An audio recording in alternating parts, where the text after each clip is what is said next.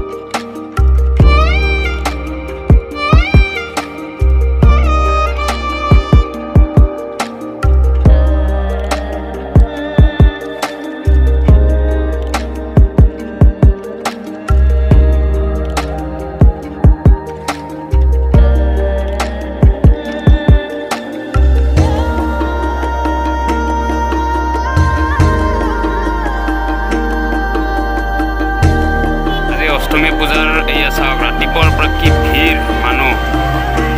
বাকী ভিতৰত যাব পৰা নাই বহুত মানুহটো সেইটো কাৰণে